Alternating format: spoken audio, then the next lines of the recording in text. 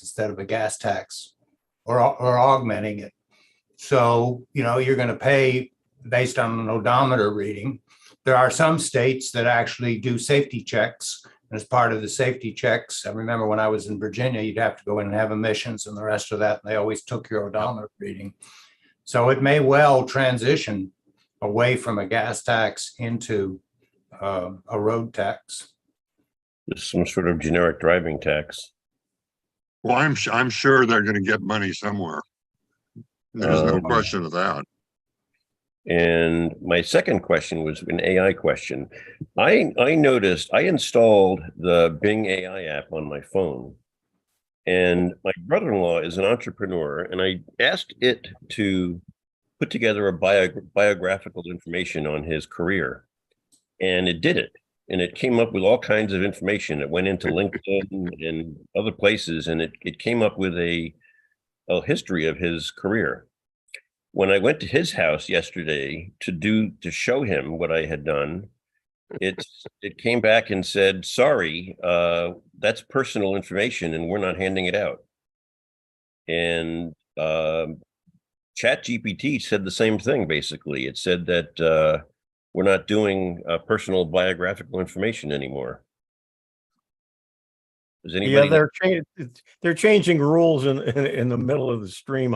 I noticed that. I went to I asked a question. I can't remember what it was, but it came back and said I can't answer that. And I know it was stuff that they would have the information. So yeah, they're trying to make it safer and trying to limit what. One of the reasons why is like Italy banned ChatGPT, and they have to do certain things for them to release that. And Spain is also thinking about doing it. And so by making some changes, they're going to probably get an okay in those countries. Yeah, and that probably falls into that category. It seems like they're trying to now start to censor some of the information that it's providing. Because if you just want to do like a background check on somebody, ChatGPT was initially a great way or an effective way. Now it's an ineffective way to actually find information out about people. I can't trying to dig up somebody's personal information, and they're restricting that for reasons. Well, I just asked for. Give me Drew King at such and such address, work history for the last 10 years. And it says no. Good. Your brother can ask for that information and he should be getting it. You should ask for it and it should deny it. Yeah, but Drew said he asked for his own. Yeah, I know. But they are changing things constantly. Yep. Steve, go ahead. Yeah, I've got a question about Windows Explorer. There's a column for bit depth, but apparently it only does the bit depth for images and it doesn't do it for audio. Apparently there was a version of it in Windows 7 and they called it sample size, which essentially gave you the bit depth, whether it was 24-bit audio or 16-bit audio, which is what CD is. Is there a way to add that into Windows Explorer into that column? Because right now, if you put a bit depth column in Windows Explorer and you look at audio files, you just get a blank column.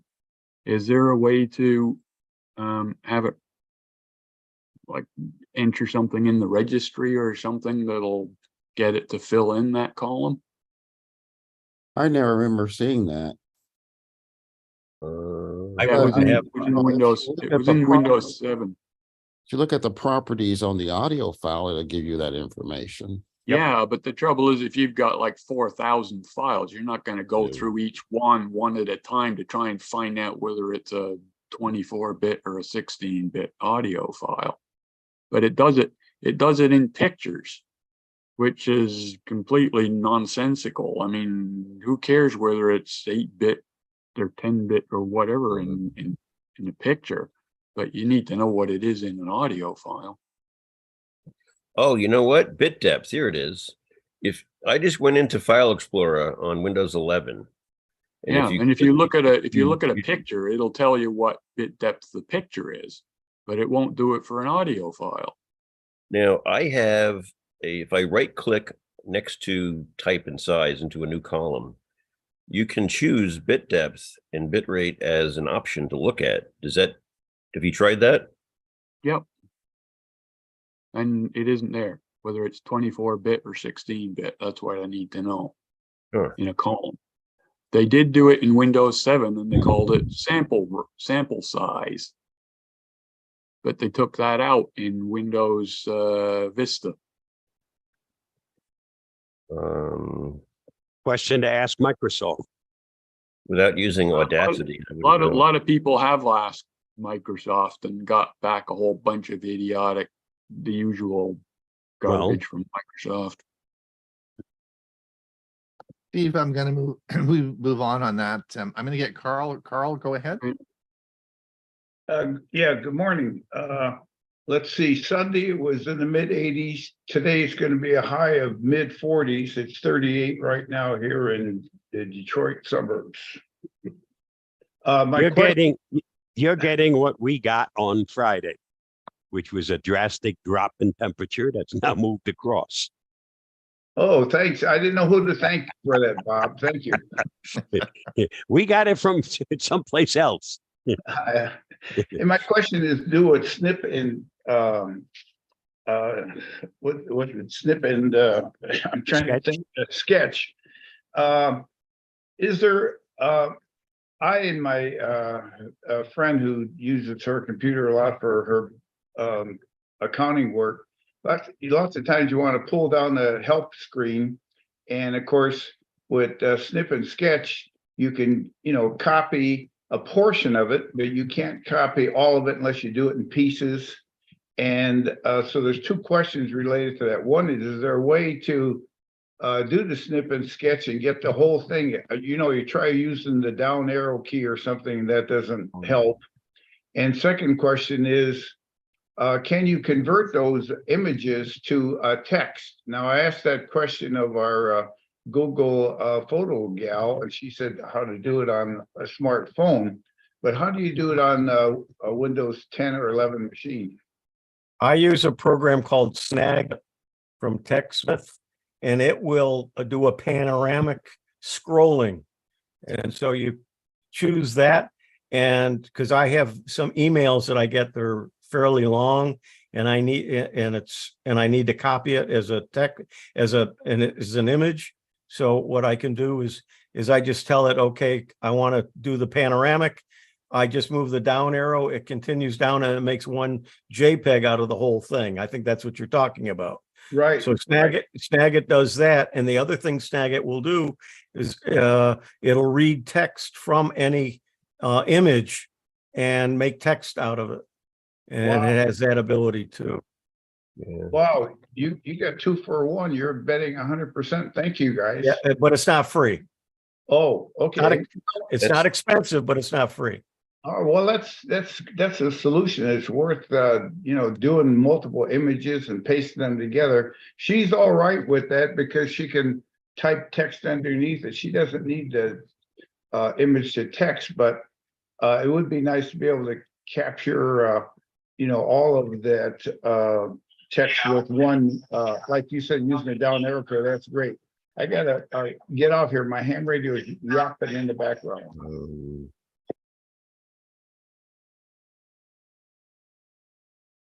Your hand down.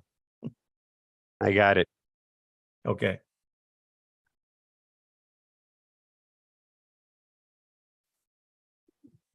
Well, we've got quite a few people on today. I'm looking to see if there's any names I don't recognize. If you're here for the first time, by all means, raise your hand and introduce yourself, or put in the chat box who you are and where you're from, and maybe how you heard about us. And you'll get a rounding ovation. Yes.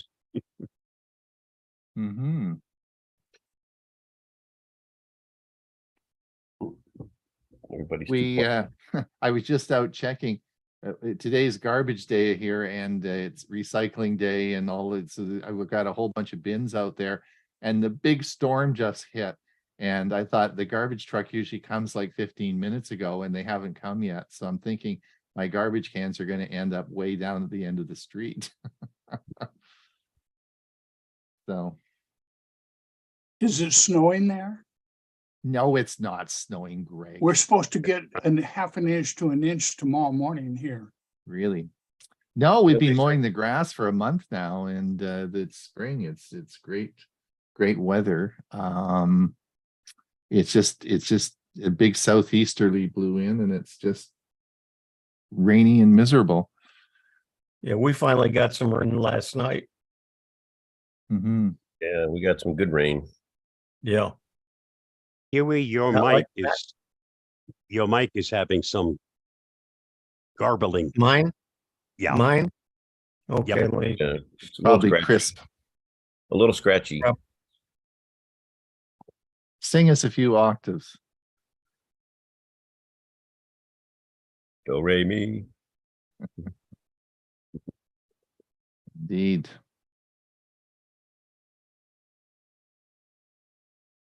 Ray, you got your internet sorted out? You seem to be back and you're okay? Yeah, again, that was a completely operator error. Operator. Yeah. Right. There you go. Though I did lose my backgrounds for some reason on this account, so I have to go replace them later on.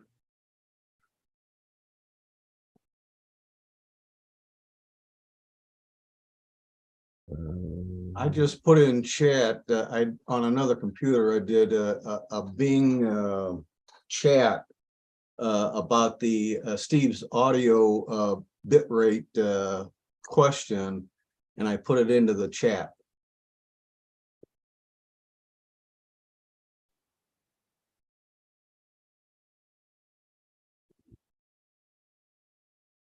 Put it in. That's good. We got that. Yep, I see it up there.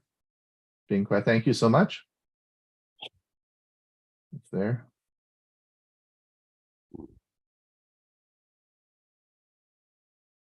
We'll probably be doing lots of AI this year. I'm going to be doing a session today on AI in Gmail. So we will have lots to talk about. One of the things that's interesting that I was watching some videos on this week was it's interesting if you're in Chat GPT.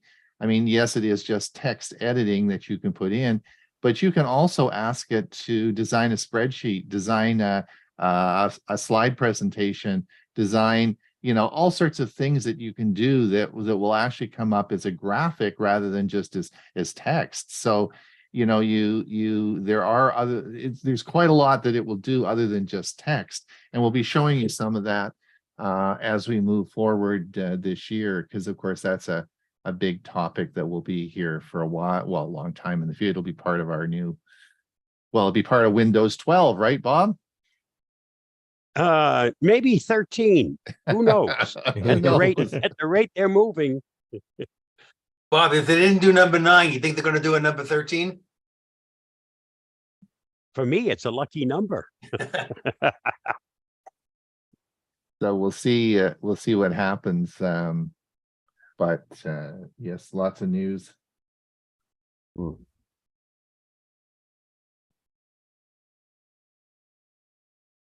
Everybody's too quiet. Yeah, that's really weird. I see a lot of people who don't have their cameras on. And some of them don't even have background pictures. All they have is just the name. Incognito.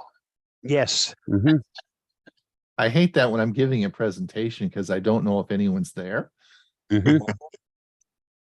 But speaking of ChatGPT, Elon Musk is going to be interviewed this evening on one of the cable channels, and his concern is that the government can stack the AI program, and that's a risk that we have to be aware of. That it can be stacked with information that is obviously slanted.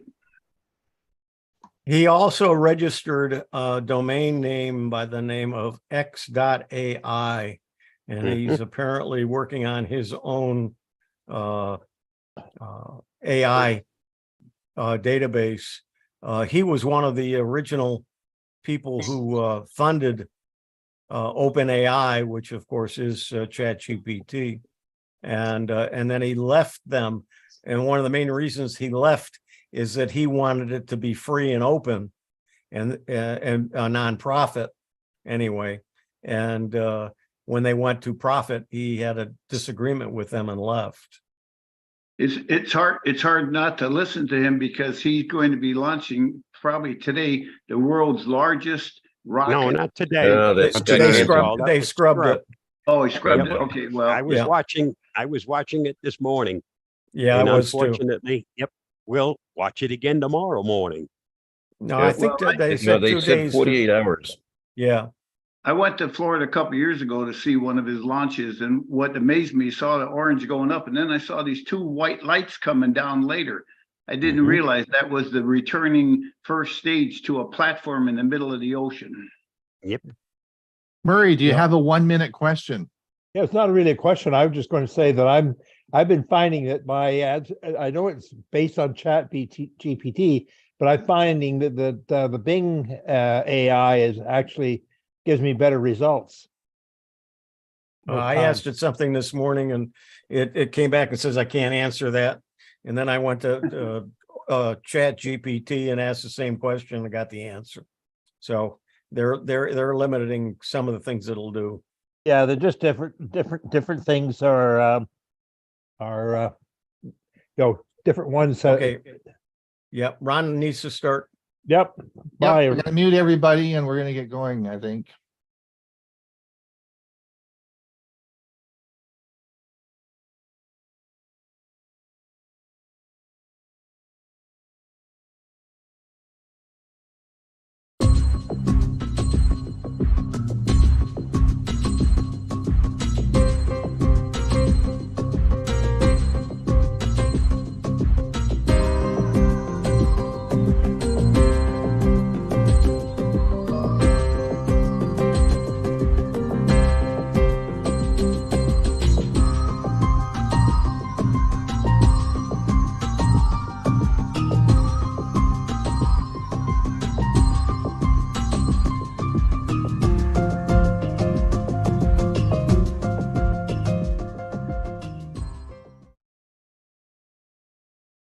Good morning, good afternoon, wherever you are. I'm Ron Brown.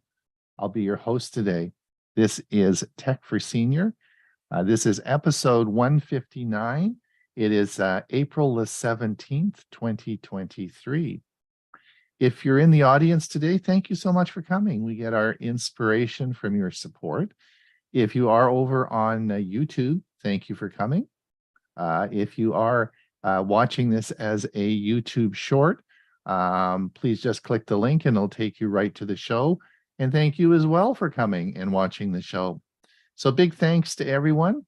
This is, we're going to be with you for about an hour, maybe a bit longer if you're with the Q&A. And then we have, of course, some more videos for you, which we'll talk about in a minute. Before I introduce everybody, just to tell everyone what the agenda is today. We'll be starting with, of course, what I'm doing now is the introduction, and Bob will be doing his security news update. Bill James is going to talk about Mac tips, 6 ways to click with a mouse. So we've got, well done. We'll see what Bill has to say about that. And then we have a special for you today. Mike Ungerman's going to talk on tax incentives for buying an EV.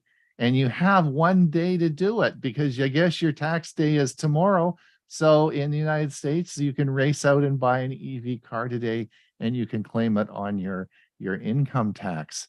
We'll tell you how to do that and all the great things it's going to do for you as well today. I'm going to tell you how to supercharge your Gmail with AI. I'm going to show you how to do that. But it's a long video, so we've got it in 2 parts. It'll be part 1 this week and part 2 next week. Ray, of course, has his music today. I'm not going to tell you what it is. He's sworn me to secrecy. I can't possibly let everybody know, unless, of course, you saw the newsletter. which brings me up to another point. We do publish 2 newsletters a week, and we publish one on Tuesday and one on Saturday. And on our Saturday newsletter, we publish the agenda for today, as well as our premiere video, which which will be shown at 1:30. And in the premiere video today, I'm going to talk on stroke prevention and how smartwatches can help with that. Huey's going to talk about what is a browser cookie. He's going to tell you all about cookies. And Bob's going to talk on tech support for scammers. So all sorts of good stuff that will occur at 1:30. And I'll be putting the link in the show notes. Now, as well, in our Saturday newsletter, I publish my favorite YouTube channel of that week. And the one that I put in this week was Fix This House. And it's a channel I watch all the time. It's a DIY channel. And if you ever had a hanger that falls out of the drywall, or you've got something in the house that needs to be fixed, and how do you do this real simple and easy? Well, this guy's amazing. He has a huge following, and he tells you how to fix, excuse me, leaky taps, drywall, whatever's wrong in your house, but you can do it with simple things that you have in the house. I'm addicted. I've been watching his videos now for a couple of weeks, and he's absolutely great. So if you have a house, you need to fix things, which we all do, it's a great channel, and that was in our Saturday newsletter. The big announcement today, I don't know if you saw that in the news today, we'll be talking about it on our Thursday show, because yes, we do have another show. We do 2 shows a week. We'll be on this Thursday, and the big announcement today was Samsung is going to ditch Google, and they're going to use Bing as their default browser now in their all their devices. Big announcement just this morning. We'll talk more about this developing story on Thursday. The Tech for Senior guys will all be there on Thursday. We're going to talk more about that. Big announcement this morning. Let me introduce everybody. Today, we've got a big show for you, so we want to get going. Hewie, what's new with you? Besides coming to happy hours, what have you been doing? Actually, you gave me a little bit of time off this weekend, so I've been doing other things. I had gotten up to about 1,000 emails in my inboxes, and my mail washer stopped working. So I have been trying to go through all of my emails and sort them and get rid of the ones I don't want. And what's happening is that I stop at all the AI newsletters that I get, and I start clicking on all the links, and then I have to open up, and then I have to set it up and put a password in. And all of a sudden, one email takes me an hour or 2. So I didn't get too far. I have the solution for you today, though. I'm going to show you something that's going to solve all your problems. I'm going to solve them for you. Yes, yes, I will. Yes, I will. Bob, how are you doing today? Just fine. Like Hewie, busy with AI. Actually, I spent quite a bit of time over the weekend revising my presentation on AI. It has to constantly be updated. It does. Because what was relevant 2 weeks ago, it's no longer relevant. Things change. So there you go. It's keeping me very busy.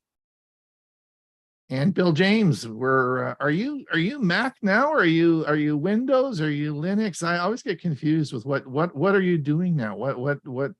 I really have no idea. All right. I just enjoy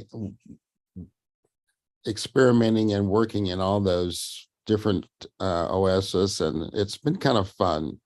Right. So as I said before, a jack of all trades and a master of none. I think that applies to my situation.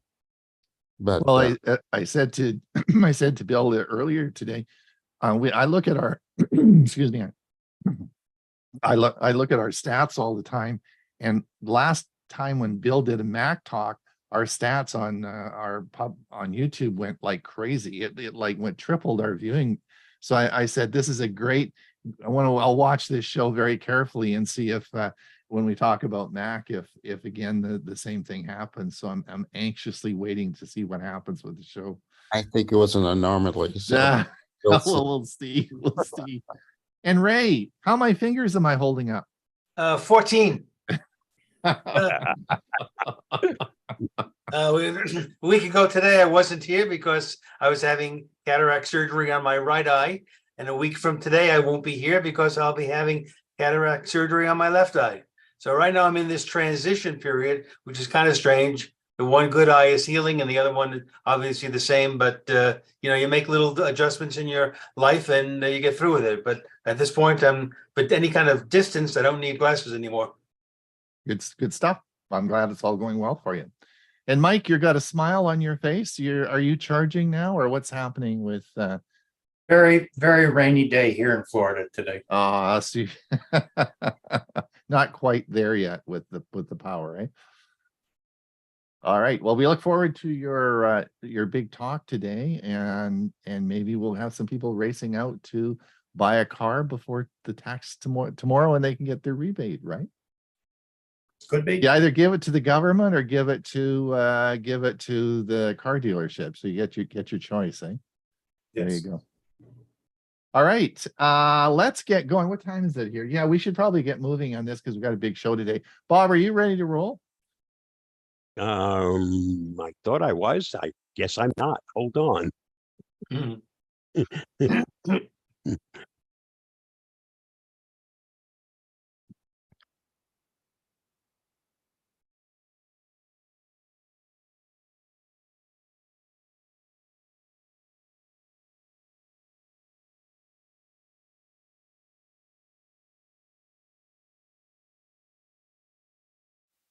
Here is the security news roundup for the week ending April 14th, 2023. FBI warning, don't plug your phone in at airports. The FBI is now recommending travelers completely avoid USB outlets in airports. Using these freely available USB outlets isn't the best idea. The reason for this is juice jacking, a hacking method that use illegally altered USB outlets to skim smartphone data. Today, an official FBI Twitter account tweeted out a warning to travelers. Avoid using free charging stations in airports, hotels, or shopping centers. The best way to avoid juice jacking is to simply not use public USB outlets. If you need to top up, plug directly into a traditional outlet using your own wall adapter, use a portable power bank, or hold off as long as possible until you're near an outlet you can trust. Read more at androidauthority.com. FBI arrests 21-year-old Air Force Guardsman in Pentagon leak case. The arrest of Jack Teixeira, 21, comes following a fast-moving search by the U.S. government for the identity of the leaker who posted classified documents to a social media platform popular with video gamers. Teixeira was arrested in Massachusetts without incident, Garland said, and will be arraigned in federal court there. The investigation is ongoing. We will share more information at the appropriate time, the Attorney General said, declining to answer questions. The question I'd like to ask is, why was the government gathering this information in the first place?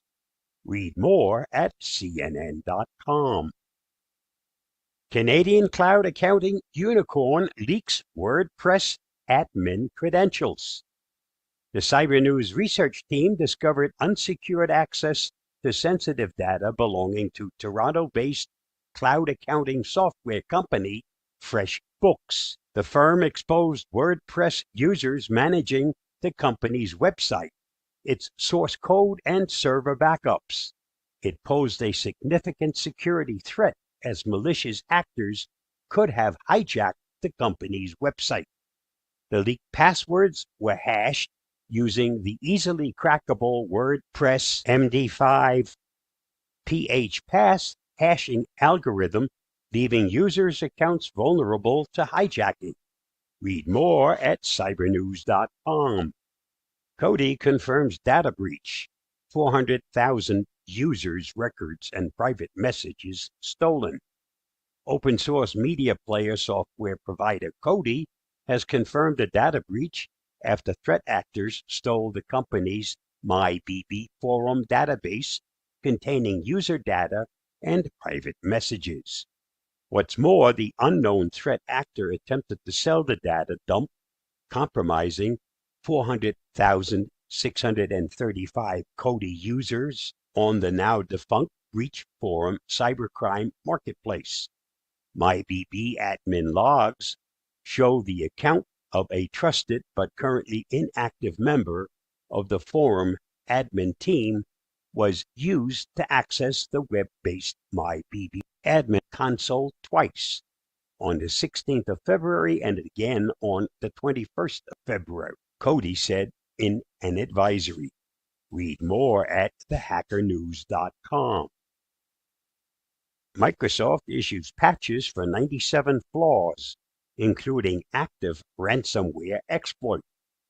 It's the second Tuesday of the month, and Microsoft has released another set of security updates to fix a total of 97 flaws impacting its software, one of which has been actively exploited in ransomware attacks in the wild. 7 of the 97 bugs are rated critical and 90 are rated important in severity.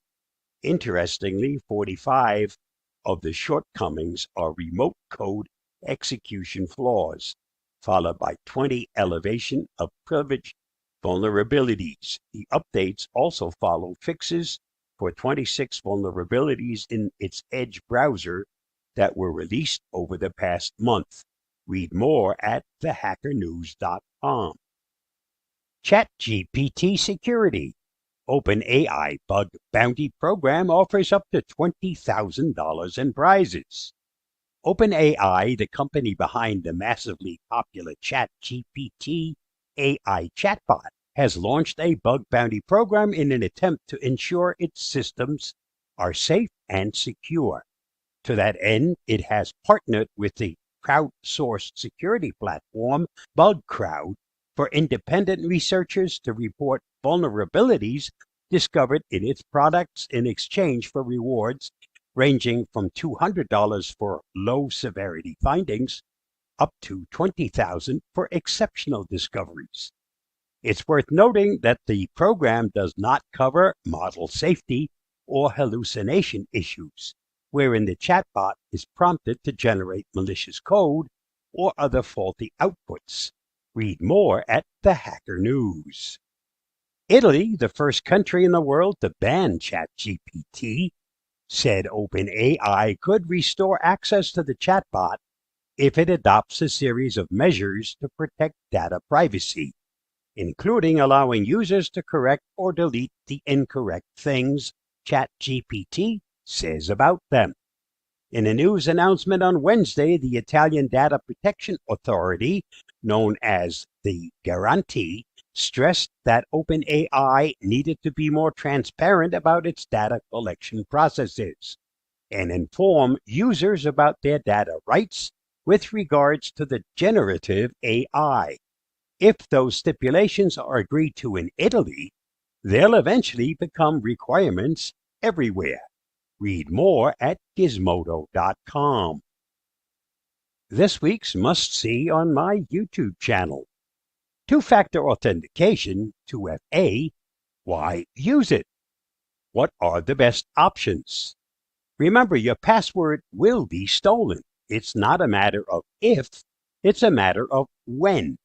To stay safe, remember that 1 + 1 = 2FA. Please watch my video on this topic at the link listed. Did you know? Lego has an underground vault with every set ever made. According to a Japanese study, looking at cute animal pictures can boost your focus. Nintendo's first hit toy was the Ultra Hand, which was a mechanical arm that, like a scissor lift, used overlapping crisscross braces to extend the user's reach. Failure is a part of success. There is no such thing as a bed of roses all your life. But failure will never stand in the way of success if you learn from it. Thanks to Hank Aaron. I just thought you might want to know. And that wraps up my security news roundup for this week. Stay safe, stay secure, and I'll see you again next week. Bye-bye. Thanks, Bob. That's thanks a lot. Good information. And the bad guys are working hard at it, I see. Do they ever stop? All right. Bill, are you there? I am. We are waiting for this.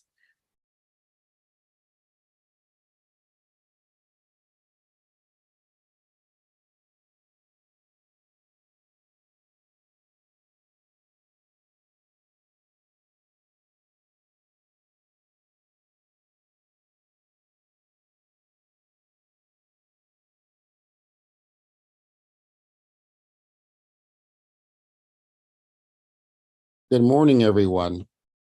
Mac OS tips. Learning the Mac from a Windows user's view. For learning the Mac for Windows users. 6 ways to right-click a Mac without a mouse. Plus 4 tips.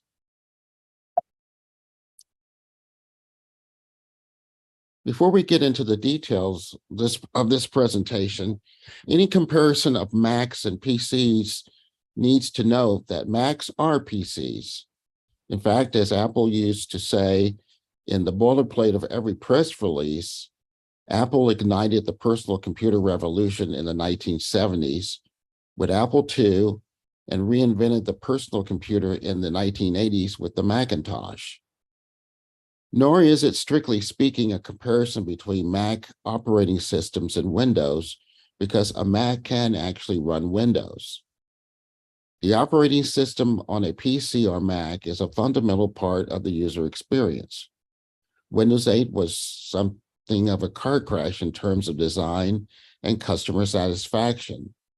Thankfully, Windows 11 is turning out to be a good OS, but there's still a long way to go. You ask, why are we doing this? It is curiosity to find out what Windows has that Mac OS doesn't, or what features Mac OS has that Windows doesn't. The fact is that over the years, the two operating systems have become more and more similar in terms of features. If you are a Windows user moving to the Mac, then we think you won't miss anything. And the same goes from the move from a Mac OS to Windows. But learning a new operating system is the frustrating factor in any switch. The benefits have to outweigh the disadvantage of the unfamiliar. For anyone who's already used to iPhone or iPad, we feel that the Mac OS will be familiar even if you use Windows, which may be a good reason to move over to Mac. However, unlike Windows, the Mac OS does not support touchscreens. So let's talk about 6 ways to right-click on a Mac without a mouse. Like Windows, right-clicking on a Mac is a useful tool, as it gives you the ability to copy and paste, reload a tab, save or print a page, or even check grammar. If you don't have a mouse on hand, don't panic. There are various ways to right-click on a Mac without having to buy a mouse, including trackpad gestures and keyboard shortcuts. To utilize the full scope and functionality of this method, make sure that the tap to click is enabled in the System Settings app. To enable this method, go to System Settings, Trackpad, Secondary Click, then under the drop-down menu, select Click or Tap with 2 fingers. Our tip number 1, having trouble finding the Settings app? Newer versions of the Mac OS, including the latest Mac OS Ventura, label the Settings app as System Settings instead of System Preferences. The two-finger click. The first method involves the MacBook trackpad or a standalone Magic Trackpad. Is also the default option, calling the two-finger click. When you click, tapping two fingers on the trackpad will act as a control click, otherwise known as a right click. This method is undoubtedly the most popular with Mac users due to its ease and simplicity, and it can be further adjusted to suit a user's preferences. Windows laptop users will be familiar with this method as well. The corner click. An alternative to the two-finger click is the corner click option. Using only a single finger to tap the designated corner of the trackpad will serve as a right click, bringing up the options menu. The corner click can also be enabled in the System Settings app. To enable this method, go to System Settings, Trackpad, Secondary Click. Under the drop-down menu, select either click in the bottom right corner or click in the bottom left corner. Our tip number 2, if your Mac feels slow or unresponsive, clearing the cache on your Mac to free up storage space may help improve performance and efficiency. Number 3, the control click. The final method involves using your keyboard and trackpad, same as Windows, to perform a right click. While this right click method is very simple, it potentially requires more effort, as you need to use two hands at once. To right click using this tandem method, hold down the control key on your keyboard while performing a single click. This keyboard command is enabled by default, meaning there's no need to go into system settings to enable it. Number 4, force touch. If you're using a MacBook Pro from early 2015 or later, a MacBook Air from 2018 or later, a 12-inch Retina MacBook from 2015 or later, or the Magic Trackpad 2, you have access to the Force Touch feature. Force Touch trackpads utilize a combination of pressure sensitivity and haptic vibration feedback to simulate clicks. To enable this feature, head to System Settings, Keyboard, then enable Lookup and Data Detectors, and Force Click and Haptic Feedback. To right-click using Force Touch, simply press firmly on the trackpad with either 1 or 3 fingers, depending on your customization. The functionality of this method means you can adjust the haptic feedback, latency, and tracking speed of the trackpad to your personal preferences. Our tip number 3, not sure what Mac you have? You can find your Mac's model name and serial number in just a few clicks. System Settings, Apple ID, Devices. Number 5, our virtual keyboard. Accessibility settings can help you customize your Mac to meet your own personal workflow needs. For instance, accessing the Mac's virtual keyboard. Tip number 4, when you use an app in full screen mode, it'll cover the whole Mac screen, which is perfect for avoiding distractions. However, you won't be able to see your menu bar at the top or the dock at the bottom, but you can still access them by moving your pointer to your menu bar or dock's location. Mouse key shortcuts. If you want to learn how to right-click on a Mac without using the trackpad, the solution is to utilize accessibility settings within the System Settings app. You can enable mouse key shortcuts to simplify your workflow. If you can't access your keyboard either, you can combine this method with the virtual keyboard. Press Command plus Option plus F5 to bring up accessibility options without a mouse. Enable mouse keys, then select Done. Activate right-click menu by pressing Function plus Control plus I. Frequently asked questions. What are some things you can do with a right click? Typically, like Windows, you can achieve quite a lot with a mere right click. Not only will it give you access to a variety of options, it will also speed up your workflow within individual applications. Some of these options include copy and paste, save and print pages, reopen a web page, unpin an app, edit a photo, and check spelling and grammar. Question: why would I need to use an alternate right-click method? There could be many reasons to switch up your method of right-clicking. Maybe it's practical for practical reasons, or perhaps your mouse or trackpad no longer works. An alternative could be that you're trying to save time using mouse key shortcuts. This would be particularly helpful for people who are more tech savvy or using specific software applications.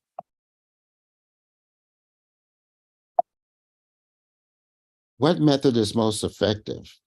This is entirely subjective. However, the most popular right-click method with Mac users seems to be the two-finger click. This may be due to practicality compared to other options that require the additional use of a keyboard or two hands.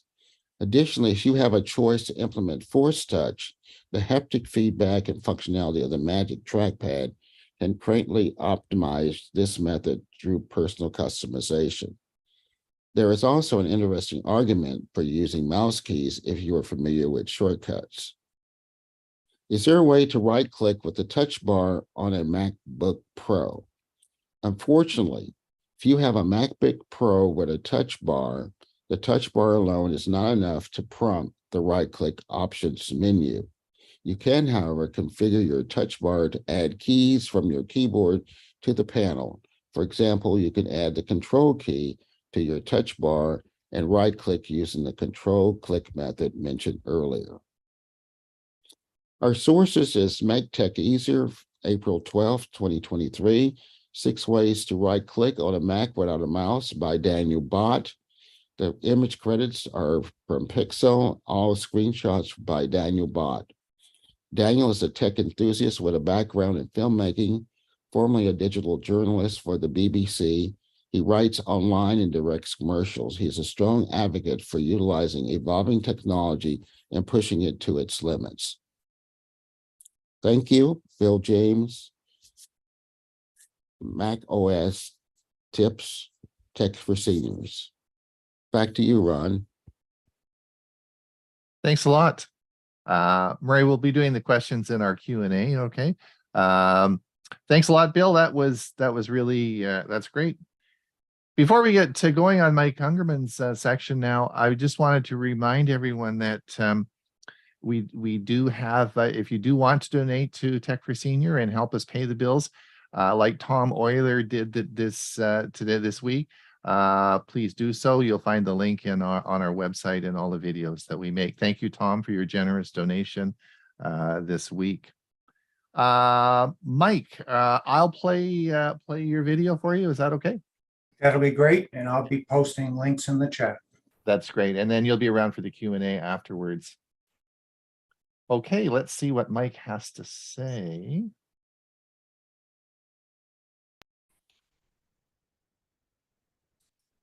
Hi, I'm Mike Ungerman of the Central Florida Computer Society. Today we'll continue with the 6th in a series on electric vehicles. In our previous presentations, we reviewed the technology of electric vehicles, their batteries, and introduced charging methods. Tomorrow, April 18th, 2023, is tax day in the US, so we're going to take a diversion from technology and look at the tax incentives of purchasing an EV in the US and Canada. Income tax rules and regulations are different for the US and Canada, so we'll address them separately, starting with the US. Any discussion of income tax credits for the purchase of a new vehicle should ultimately be discussed with your tax preparer. So do not take any information provided in this presentation as personal tax advice, nor rely specifically on any statements as recommendations in making a decision to purchase an electric vehicle. In other words, do your research and verify the sources you search online, or discuss with your accountant, bookkeeper, or tax advisor. There are three major categories in the US for tax incentives for the purchase of a new or used vehicle. New plug-in fuel cell vehicles purchased before 2023. New plug-in and fuel cell vehicles purchased in or after 2023. Pre-owned plug-in and fuel cell electric vehicles purchased in or after 2023. The reference for the majority of my research is from the U.S. Department of Energy, Office of Energy Efficiency and Renewable Energy. This is their website. Let's take a quick look. You can see the three major categories, and you can drill down in each category to the tabs which I have displayed above, and I'll reference in this presentation. Let's look at the first category. New plug-in and fuel cell vehicles purchased before 2023. You can receive a federal tax credit up to $7,500, which varies based on the capacity of the battery used to power the vehicle. It must have a weight of not more than 14,000 pounds. It must have an electric motor of not less than 4 kilowatt hours. If you purchase and take possession between 8/17/22 and 12/31/22, final assembly of the vehicle must be in North America. The credit phases out for vehicles at the beginning of the second calendar quarter after the sale of 200,000 vehicles from 1/1/2010.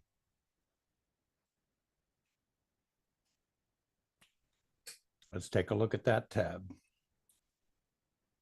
So here's all the information on the federal tax credit I just quoted. You can take a look at the requirements as well in greater detail. The nice thing about these pages is that you can then filter a table of eligible vehicles by given specifications. Let's take a look at before August 17th. You can then choose specific dates. You can take and drill down on a manufacturer and a model, or you can choose a particular type vehicle. I'll choose plug-in hybrids. Now you can see all of the plug-in hybrids that are eligible for the credit and the dates that it's eligible for and what you could get as your full credit.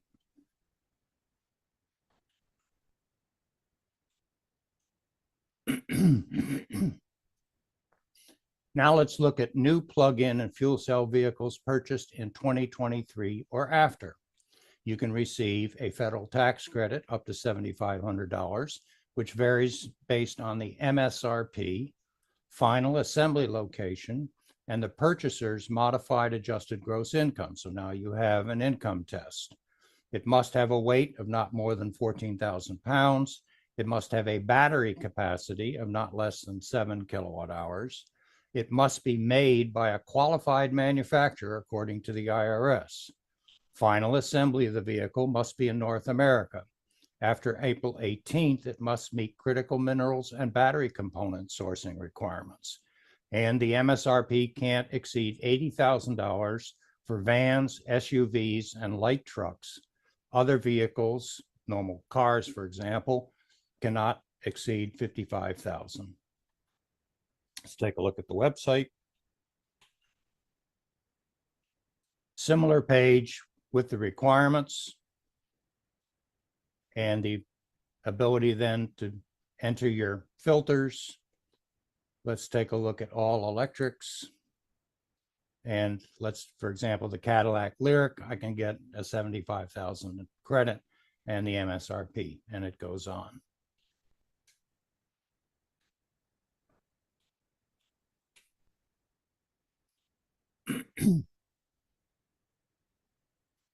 Now let's look at pre-owned plug-in and fuel cell vehicles purchased in 2023 or later.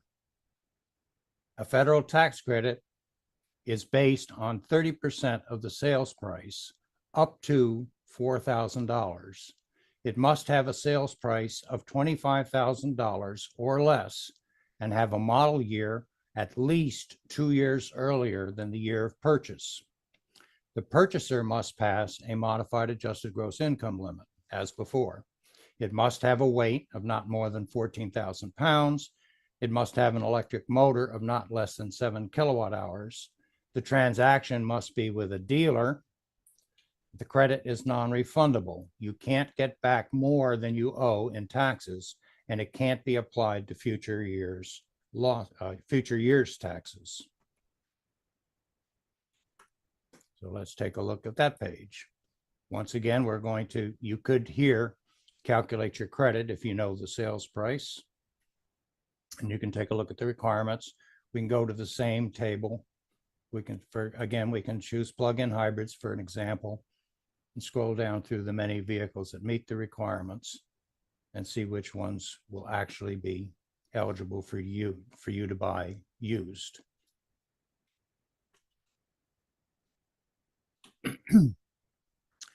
There are some additional U.S. resources that I think are germane when you take a look and start your investigation, 2 from the IRS and 1 from the Department of Energy. Let's actually take a look at those. First from the IRS is a page on manufacturers and models for new qualified vehicles purchased in 2023 or after with the assembly requirements. And then you can go take a look at the manufacturers and you can drill down and see the vehicles themselves.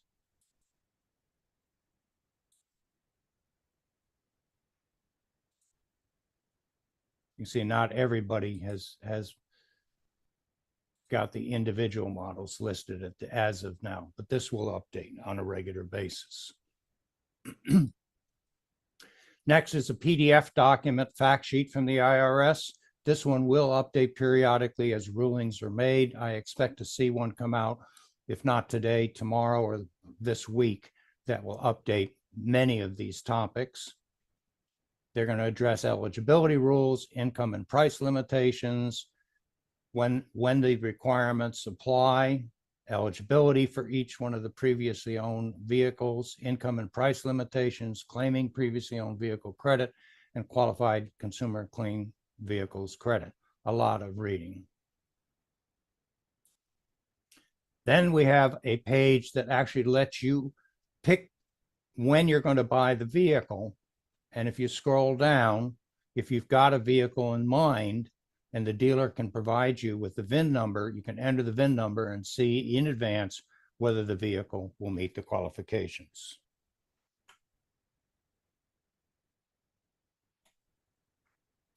Now let's switch over and take a look at the Canadian federal tax incentives for new EVs. In Canada, they're known as zero emission vehicles, or IZEV.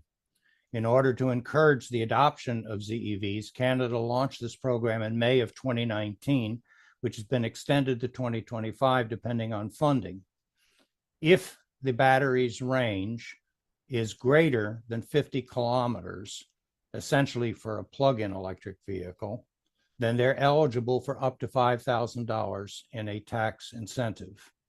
If the battery's range is less than 50 kilometers, specifically a PHEV, then they're eligible for an incentive of up to $2,500.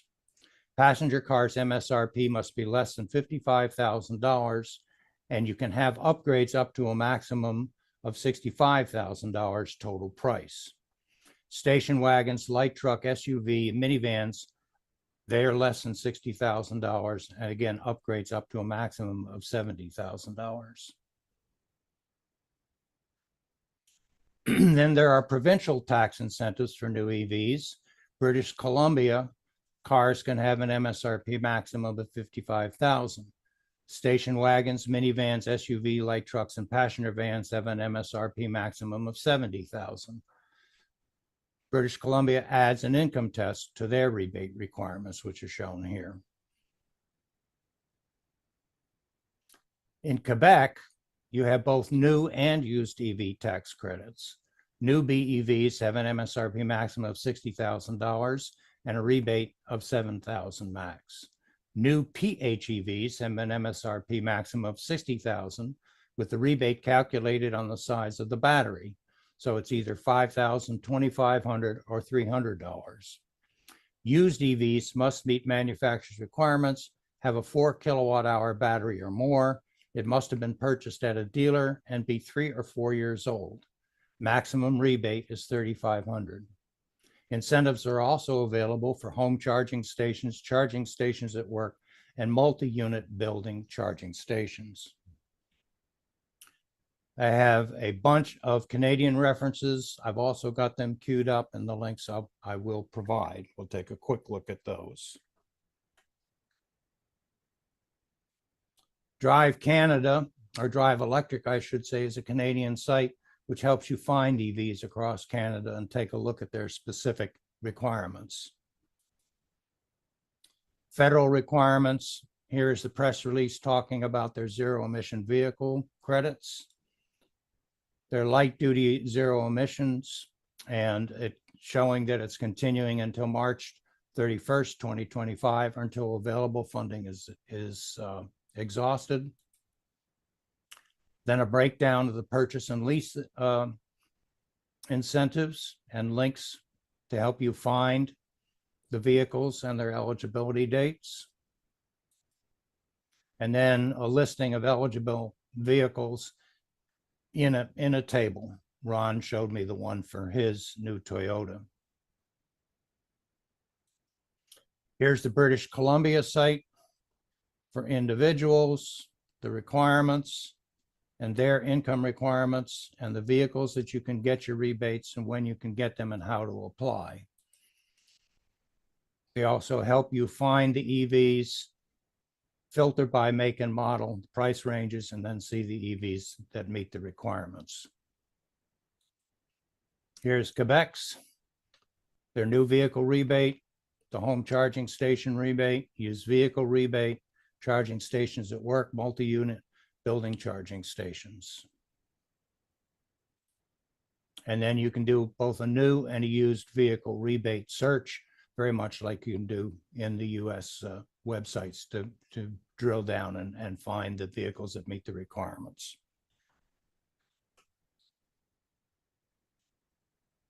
I have archived a number of YouTube videos, as many of you know. I've got a new video now, or new playlist that is my tax credits. Here's a screenshot of the archive page. And I've also placed that on my blog. Here's the link for my blog, and that will be published in the Tech for Seniors newsletter.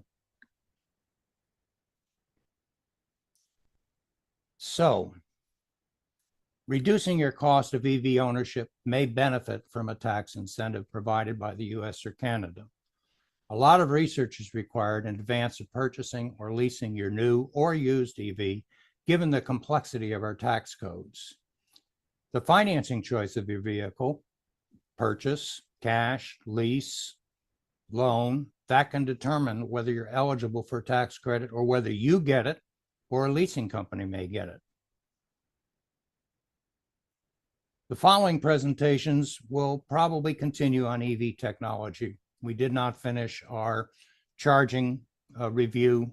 We did our overview, and I'd like to focus next time on level 3 charging using DC chargers available at commercial, private, and public sites. So stay tuned.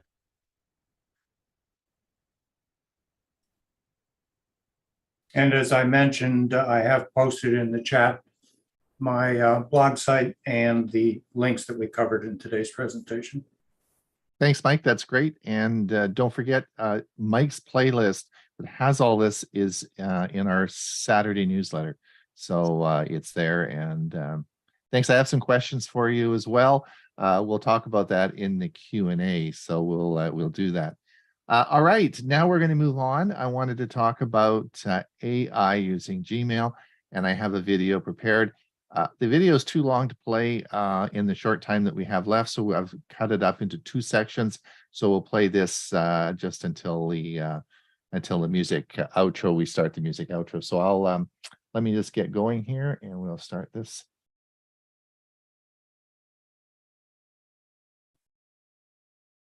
Ron Brown with Tech for Senior. If you're like most people, your email inbox can quickly become overwhelming. With dozens, if not hundreds of messages flooding your inbox every day, it can be difficult to stay on top of things and manage your time efficiently. That's where artificial intelligence comes in. By using machine learning algorithms, Gmail can help you prioritize your messages, write emails faster, and even schedule appointments with ease. In this article, we'll explore 5 specific ways that AI can supercharge your Gmail productivity so you can get more done in less time. Today, I'm going to be showing you artificial intelligence in Gmail using a Chrome extension called Compose AI. This extension has a free and paid component. Today, I'll be using the free component, and at the end of the video, I'll be giving you my impression and recommendation. To obtain this extension, we'll just go over to the Compose AI website and download the extension for our Chrome browser. It easily installs.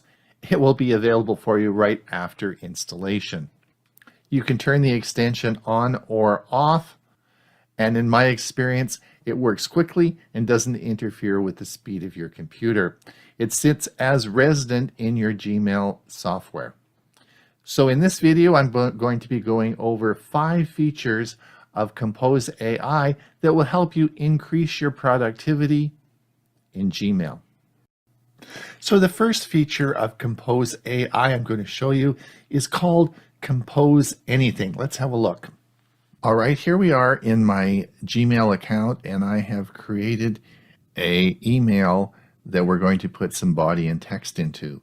You'll see that I have installed Compose AI. You'll see that at the bottom here it says written with Compose AI.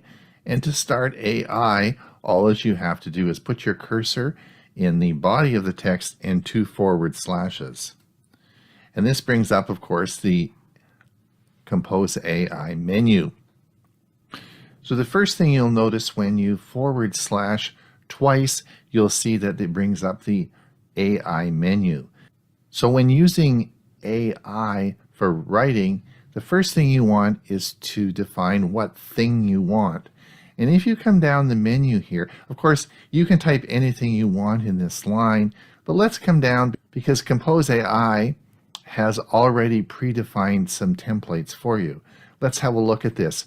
An outline, a bullet list, a headline, a paragraph about, a couple of paragraphs about, a sentence about, a few ideas, a bit of more information, or an email too.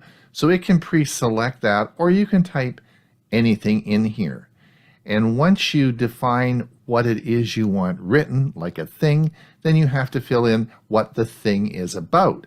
So for example, if you're going to write an email, you want to ask it to write an email about something. So you have to put something in there once you've decided what type of structure you want.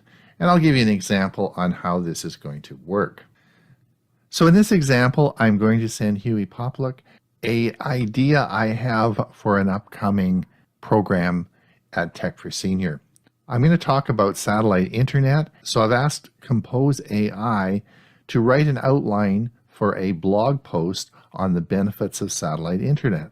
So I'm going to create an outline and I want to send this to Hewie. So I've typed in the appropriate terminology, hit enter, and now it's going to write a blog post for me. And here we come up with the blog post. And I'm not going to go through the whole thing, but you get the idea that it's written it all out for me. All right, so Hewie has received my email and sent me an email back and said, Ron, this is a great idea. Continue on and send me copies of the final. So I'm going to come back down to my my outline, and I'm going to look here and see the first really the importance. I want to elaborate on the importance of internet connectivity in today's society. So I'm simply going to highlight this, and we're going to copy it. Right click and copy. And then we're going to come down to a couple of lines below. I'm going to open up with 2 forward slashes. We're going to open up Compose AI, and we're going to come down here, and I'm going to say, write a couple of paragraphs about. So I want about 2 paragraphs. I don't want this too long. And then what we're going to do is we're going to paste that into what we've copied. So now it says, write a couple of paragraphs about the importance of internet connectivity in today's society. Okay, let's see what it says. And here we go. So now we have the section here is written, overall, the importance of internet connectivity will only continue to grow as we come, so on and so forth. So it's written 2 paragraphs about the importance of internet connectivity in today's society. And again, you can expand this and go through all the different outline that we've just created and make a article or blog post. I can then send that back to Hewie right from here because we are in Gmail. So we'll just add that and say final blog post, and away we go. So the second feature is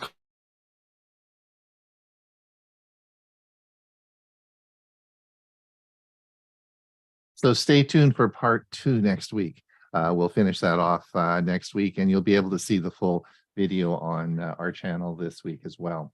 All right, Ray, just before we get started, I want to thank everyone for coming over on YouTube. This is when we stop our YouTube feed.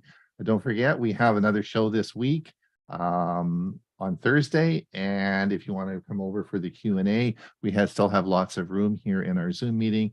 So if you want to pop over, we'll let you in and you can participate in the Q&A.